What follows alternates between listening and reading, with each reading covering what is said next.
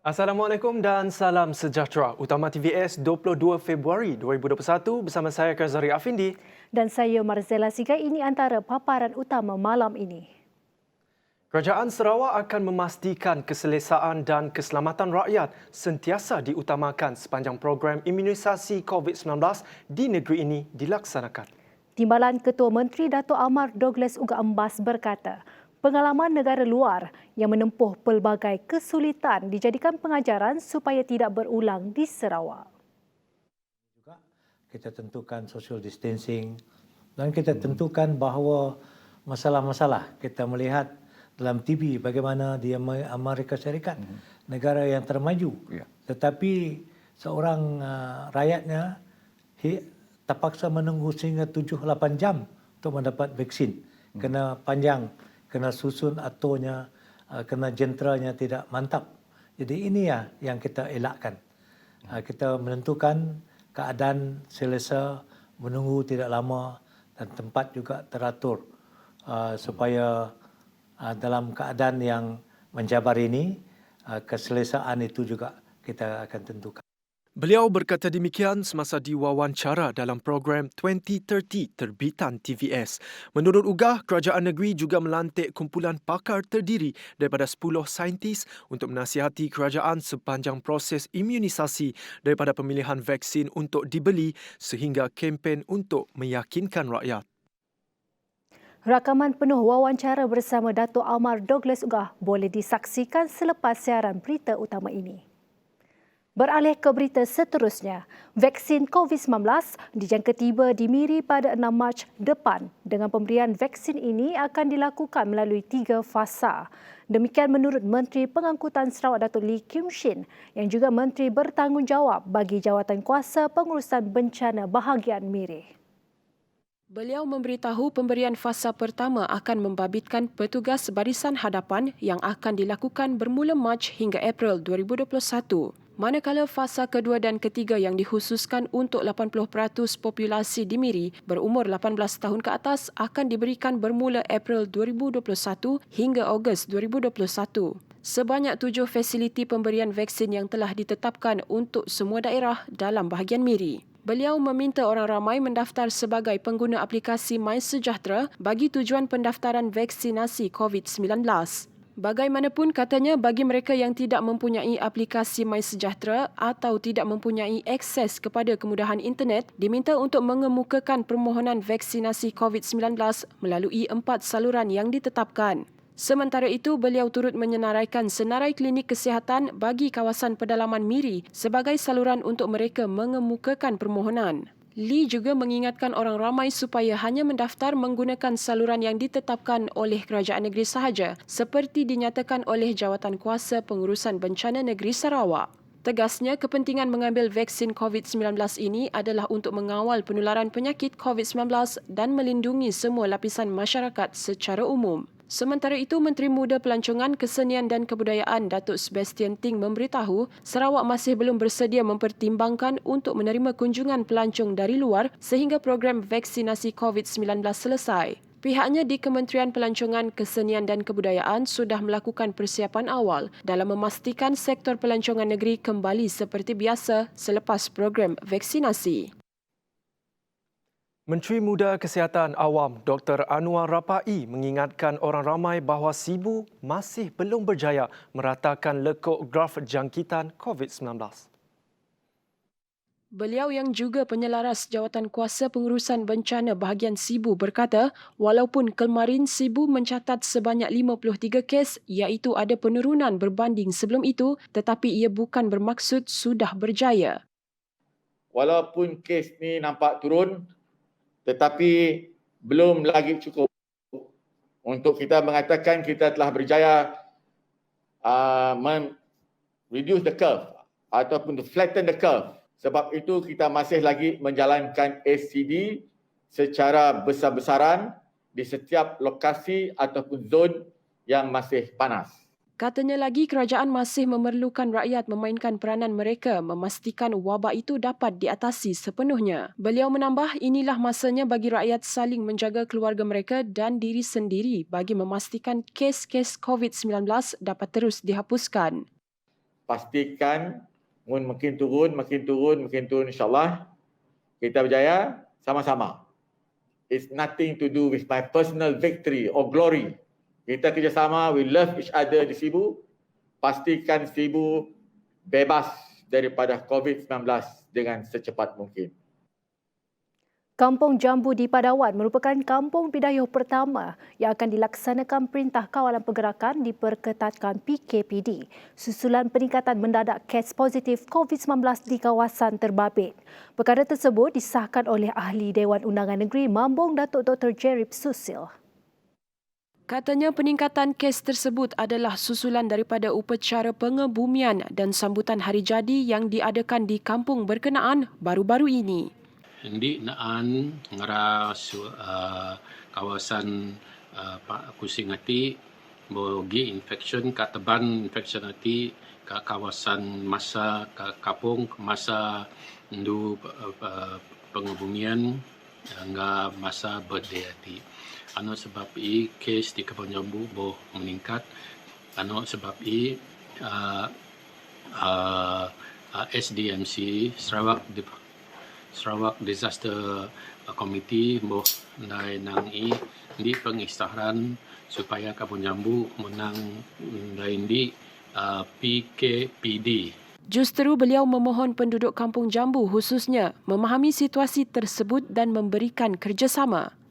Kalau boleh kita menghindar dulu pergi ke sana dan kita ikut peraturan-peraturan SOP di semuanya. Seterusnya, Kampung Sungai Au yang terletak kira-kira 30 km dari Bandaraya Kuching bakal memiliki liputan internet menerusi Wi-Fi SMA Linking Urban Rural Nation saluran atas inisiatif Sarawak Multimedia Authority SMA. Meski terletak jauh dari bandar, menggunakan laluan sungai sebagai satu-satunya akses ke kampung itu, namun bekalan kemudahan asas tidak pernah diabaikan. Menurut Menteri Muda di Jabatan Ketua Menteri Hal Ehwal Islam dan DBKU, Datuk Abdul Rahman Junaidi, kemudahan internet yang akan disediakan kelak mampu memberi banyak manfaat kepada masyarakat secara menyeluruh, iaitu menghubungkan ahli keluarga yang jauh, memudahkan urusan persekolahan dan membantu usahawan-usahawan di kampung itu untuk memperluaskan perniagaan mereka. Sebenarnya telah berbincang di peringkat SMA dan bersama dengan SKMM dan telah meluluskan untuk mendirikan sebuah menara telekomunikasi untuk Kampung Sungai Au dan Kampung Sungai Simulasi. Sebuah menara tinggi untuk dikongsi oleh dua-dua kampung itu untuk memperkuatkan apa yang dah ada. Sementara itu, menurut Pengurus Besar SMA Dr. Zaidi Razak, projek ini dengan peruntukan sekurang-kurangnya 20 juta ringgit kini telah mencapai 50 pemasangan tiang. Jelasnya lagi, pemasangan ini bukan hanya memfokuskan kepada kawasan Kuching sahaja, malah di seluruh Sarawak. Projek ini adalah berdasarkan subsidi yang diyakini mencukupi selari dengan inisiatif kerajaan. Yeah, the capacity, those register, we give them 1 gig access. For a month, right? That, I mean, it's sufficient for you to do your business, not to watch Netflix 24 hours, right? YouTube 6 hours, right? So enough actually, enough. Monthly we renew that kind for another gig. Bukan sahaja kemudahan ini dapat menghubungkan masyarakat di sini dengan penduduk di luar sana, malah ianya juga membuka peluang perniagaan yang semakin meluas sekaligus meningkatkan pendapatan penduduk. Laporan Odlin Keterni bersama juru kamera Awang Azmil untuk TVS Kampung Sungai Au. Dalam pada itu, rata-rata penduduk kampung Sungai Aur yakin kemudahan ini kelak bukan sahaja menghubungkan penduduk kampung kepada masyarakat di luar, malah menyumbang kepada pembangunan penduduk dari segi kemahiran, pendapatan dan sebagainya. Bukan besar kemungkinan lagi, memang ada harapan kami untuk meningkatkan lagi, untuk mendekatkan kepada semua kepada pelanggan-pelanggan yang ingin dengar. Jadi senang. Sebelum ada internet dulu, memang kami ada rasa suka dikit lah. Bagi pengusaha kuih sepit Nur Bujang, dirinya sudah pun mempunyai perancangan jangka panjang sekiranya projek liputan internet sudah siap sepenuhnya. cadangan kami terbaru tu lah. Kami nak nengkah dalam itu, nak buat kuspit belengak lah. Cadangan kami, tapi belum lagi dimulakan lah. Nak dimulakan. Jualan secara langsung dah juga. Menghantar ke customer di Kampung Telaga. Untuk rekod, Kampung Sungai Aur didiami seramai 25 buah keluarga dan kebanyakan penduduknya melakukan aktiviti nelayan sebagai sumber pendapatan harian. Terima kasih kerana masih setia bersama dengan kami. Kita ke perkembangan seterusnya. Suasana hari pertama peperiksaan CJ Pelajaran Malaysia SPM dan CJ Vocational Malaysia SVM bagi 401,105 pelajar di seluruh negara berjalan lancar. Menurut Menteri Kanan Pendidikan, Senator Datuk Dr. Razi Jidin, pentadbiran kesemua sekolah juga mematuhi prosedur operasi standard SOP selaras dengan norma baharu dalam suasana negara masih dibelenggu oleh masalah pandemik COVID-19. Menerusi hantaran di Facebooknya, Dr. Razi juga memaklumkan beliau bersama-sama dengan pengarah peperiksaan Lembaga Peperiksaan turut melawat Sekolah Menengah Kebangsaan Sarjana Impian pada pagi Isnin bagi meninjau perjalanan hari pertama peperiksaan SPM. Hari pertama peperiksaan SPM dan SVM di seluruh negara dimulakan dengan peperiksaan subjek Bahasa Melayu Kertas 1. Sebanyak 3,310 pusat peperiksaan SPM mengikuti garis panduan dan SOP yang ditetapkan Majlis Keselamatan Negara MKN dan Kementerian Kesihatan Malaysia KKM.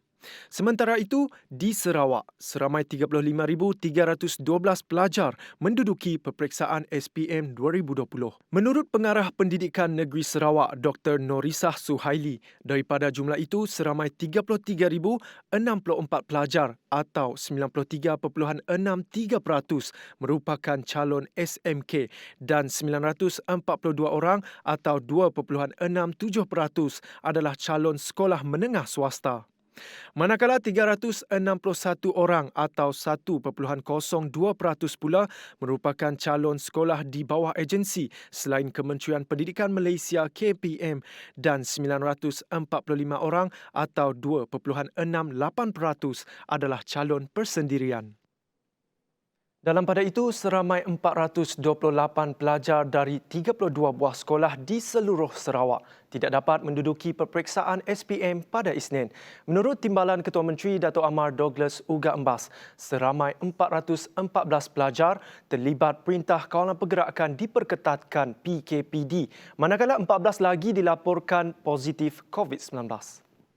Jumlah tersebut 205 orang adalah pelajar lelaki, 223 pelajar perempuan. Dalam pada itu, Sarawak pada Isnin melaporkan 221 kes baharu COVID-19. Ini menjadikan jumlah keseluruhan setakat ini sebanyak 8,164 kes. Tambah beliau lagi, satu kematian baharu turut direkodkan akibat jangkitan COVID-19 di Sarawak, menjadikan jumlah keseluruhan setakat ini meningkat 74 orang. Kita ke perkembangan COVID-19. Sebanyak 2,192 kes baru COVID-19 dilaporkan dalam tempoh 24 jam. Lalu dengan 3 daripadanya merupakan kes import yang menerima jangkitan dari luar negara. Ini sekaligus menjadikan jumlah keseluruhan kes COVID-19 di Malaysia adalah sebanyak 285,761. Dalam masa sama, jumlah pesakit yang sembuh daripada pandemik berkenaan juga terus menunjukkan peningkatan dengan 3,414 kes dilaporkan sekaligus menjadikan angka kumulatif kes sembuh kini sebanyak 252,623. Dalam tempoh 24 jam lalu juga, kes aktif dengan kebolehjangkitan COVID-19 yang direkodkan Kementerian Kesihatan ialah sebanyak 32,076 kes. Pertambahan sebanyak 6 kes kematian baharu turut direkodkan menjadikan jumlah kumulatif kes kematian sebanyak 1,062 kes. Jawatan Kuasa Pengurusan Bencana Negeri JPBN Sarawak memperkasakan pematuhan prosedur operasi standard SOP COVID-19 di Kuching dan Pedawan dengan mengagihkan kawasan pemantauan kepada 15 zon. Pemilihan Kuching dan Pedawan itu adalah sebagai lokasi permulaan proses pemerkasaan pematuhan SOP berkenaan.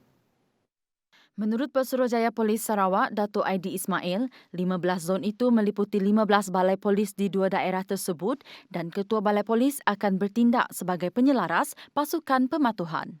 Objektif bagi penguasaan ialah pertamanya bagi menguasakan SOP yang sedia ada, dan keduanya untuk meningkatkan tahap pematuhan SOP di kalangan masyarakat. Yang ketiga adalah memaksimumkan kehadiran anggota-anggota penguasaan di tempat-tempat tumpang ramai. Tambah Edi, pihaknya turut memperincikan kaedah pelaksanaan iaitu dengan membuat rondaan berjalan kaki, payung, menggunakan pembesar suara MPV di kawasan tumpuan orang ramai dengan menasihatkan supaya mematuhi SOP serta memasang siren menandakan kehadiran polis. Kementerian Pendidikan KPM akan mengutamakan para guru yang berisiko tinggi untuk menerima suntikan vaksin COVID-19 terlebih dahulu. Sekiranya permintaan agar golongan itu dimasukkan dalam kelompok penerima fasa pertama yang bermula Rabu ini diluluskan. Timbalan Menteri Pendidikan Muslimin Yahya berkata KPM sedang berbincang dengan Kementerian Sains, Teknologi dan Inovasi agar guru dipertimbang sebagai penerima vaksin fasa pertama. Ini kerana memandangkan sesi persekolahan akan bermula Mac ini. Terdahulu, Menteri Sains, Teknologi dan Inovasi Hairi Jamaluddin berkata pihaknya menerima banyak permohonan daripada pihak yang mahu mereka dipertimbang sebagai penerima vaksin fasa pertama termasuk golongan pendidik. Permohonan berkenaan katanya dilihat munasabah memandangkan sekolah akan dibuka semula. Bagaimanapun, Hairi yang juga merupakan Menteri Penyelaras Program Imunisasi COVID-19 Kebangsaan berkata pihaknya berdepan kekangan bekalan vaksin. Menurut beliau, bekalan vaksin bagi fasa pertama hanya berjumlah kira-kira 1 juta dos dengan sebahagian pendaftaran membabitkan 500,000 barisan hadapan dalam sektor kesihatan dan bukan kesihatan. Sehubungan itu, Hairi meminta agar KPM menyenaraikan guru-guru berisiko tinggi supaya mereka menerima vaksin menjelang pembukaan sekolah Mac ini. Seterusnya, wanita mengandung serta yang menyusukan anak disaran untuk menangguhkan pengambilan vaksin COVID-19 Pfizer-BioNTech. Ini adalah bagi mengelak sebarang kesan sampingan yang mungkin wujud. Menurut pensyarah perubatan mikrobiologi Universiti Putra Malaysia, Profesor Madya Dr. Niazlin Muhammad Taib, tiada masalah untuk ibu mengandung mengambil vaksin tersebut memandangkan ia adalah messenger ribonucleic acid mRNA dan bukannya live virus. Ini kerana ujarnya ibu mengandung tidak boleh mengambil vaksin yang menggunakan live virus. Bagaimanapun, buat masa ini belum ada bukti klinikal untuk menyokong penggunaan vaksin itu dalam kalangan golongan berkenaan. Kalau untuk ibu mengandung tidak boleh ambil live vaksin, tapi mRNA sepatutnya tidak menjadi masalah, tetapi sebab tidak ada data klinikal yang secara terperinci mengenai COVID vaksin ini ataupun daripada Pfizer terhadap ibu mengandung, jadi kita beri pengecualian terhadap ibu mengandung. Mengenai alahan yang mungkin wujud pada mereka yang menerima suntikan vaksin COVID-19, beliau berkata orang ramai tidak usah khawatir jika tidak mempunyai apa-apa alahan terhadap kandungan di dalam vaksin tersebut. Beliau berkata vaksin Pfizer-BioNTech selain mRNA sebagai kandungan aktif utama, ia juga mempunyai pelbagai bahan kimia yang tidak aktif termasuklah polyethylene glycol PEG yang berkemungkinan menyebabkan alahan. Polyethylene glycol ni, kalau kita tengok, dia sebenarnya diguna pakai seharian seperti dalam preservatif untuk food, makanan kita, minuman kita, kadang-kadang ada di dalam krim. Namun tambahnya mereka yang mempunyai alahan tetap boleh mengambil suntikan tersebut dengan langkah berjaga-jaga. Pada masa sama, katanya mereka yang pernah mendapat alahan teruk terhadap vaksin sebelum ini tidak digalakkan untuk mengambil suntikan tersebut. Malah mereka yang mempunyai imuniti yang sangat rendah termasuklah melalui kemoterapi dikecualikan daripada mengambil vaksin berkenaan. Pos kawalan di sempadan Malaysia Indonesia di Sarawak bakal ditambah dan dijadualkan memulakan operasi pada Ogos tahun ini. Penambahan tersebut menjadikan pos kawalan di negeri ini meningkat kepada 19 pos. Kerajaan Sarawak pun telah membenarkan kita untuk menambahkan lagi 4 pos yang mana akan bermula pada tahun ini. Dan insyaAllah by the time mungkin akhir tahun ini kita akan dapat memperkukuhkan lagi. Difahamkan penambahan pos kawalan baharu itu adalah untuk mengimbangi kawalan antara sempadan Sarawak dan Kalimantan Indonesia. Sementara itu, bagi tujuan memperkasakan penugasan operasi, khususnya Obenteng, Tentera Darat Malaysia telah dibekalkan dengan aset mobiliti terbaharu. Di antara aset yang ada pada hari ini adalah pertama sekali ialah General Service Cargo One Tunnel. Satu lagi is ATV ataupun All Terrain Vehicles, dan yang ketiga adalah Scrambler 25A. Di samping itu juga kita juga menerima drone UAV untuk memperkukuhkan. Aset-aset tersebut akan memudahkan kerja pemantauan serta mempercepatkan mobiliti di kawasan sempadan yang sukar diakses. Dengan penyerahan aset ini diharapkan pelaksanaan op benteng semakin diperkasakan dan isu pendatang asing tanpa izin, pemerdagangan dan penyeludupan ke negeri ini dapat dikawal dengan lebih baik. Laporan Nur Suhaida bersama juru kamera Zaim Zarfan untuk TVS. Perbadanan Kemajuan Kraftangan Malaysia PKKM Cawangan Sarawak mencatatkan jualan sebanyak 1.7 juta ringgit bagi tempoh April 2020 hingga Januari 2021. Ini diperoleh menerusi platform dalam taliannya eCraft Bazaar, Craft on the Go dan mycraftshopee.com sejak dilancarkan pada April tahun lalu. Kata Menteri Pelancongan Seni dan Budaya Datuk Seri Nancy Shukri, inisiatif itu bertujuan membantu pengusaha kraft di Sarawak memasarkan produk mereka ketika negara sedang dilanda pandemik COVID-19. For eCraft Bazaar, kita ada 140 usahawan kraft. And then nilai jualannya from April 2020 to January 2021 ada 1.5 juta ringgit. And then Craft on the Go ada 86 usahawan craft dalam Craft on the Go. Dan untuk mycraft shop, kita ada 39 usahawan craft wanita dan keseluruhan jumlah produk ada 696 jumlah produk. SKU dia, stock keeping unit dia. So ini prestasi untuk Sarawak saja. Sementara itu, Nancy berkata bagi menjaga dan memelihara warisan serta produk kraftangan di Sarawak, kementeriannya bersama Institut Kraft Negara mengambil inisiatif memperkenalkan sijil kemahiran Malaysia bagi program pengajian tenunan songket dan puah masing-masing di kampus satelit PKKM, Kuching dan Betong. Ada 25 orang pelajar yang akan menyertai ini. This is the sasaran for this year. And then untuk Betong ada 25 orang pelajar juga lebih kepada tenunan puak. Dia bayangkan if we do not teruskan ini, ianya tidak akan berkembang. And not only that, bukan senang untuk menarik minat orang muda especially untuk terlibat dalam tenunan ini. Tempoh program pengajian itu ialah selama 2 tahun. Syarikat penerbangan perlu membayar balik kos tiket kepada para pelanggan sekiranya penerbangan dibatalkan akibat sekatan bagi membendung penularan wabak COVID-19.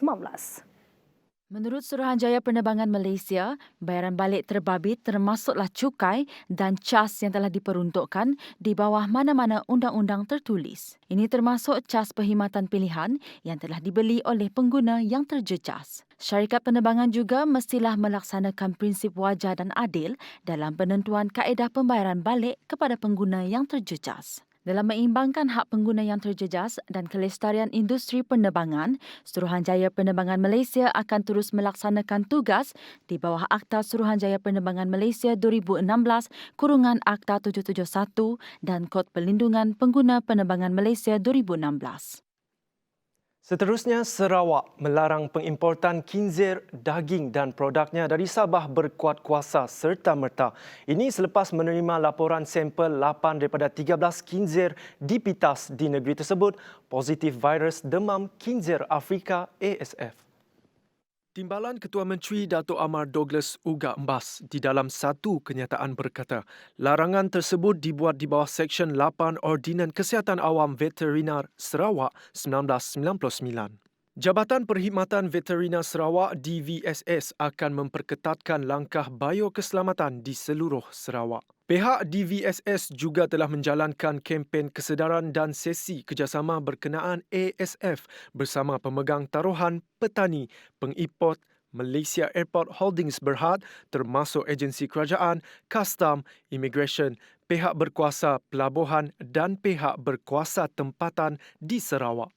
Langkah peraturan dan kempen kesedaran akan dijalankan pihak DVSS agar virus berkenaan tidak akan memasuki Sarawak.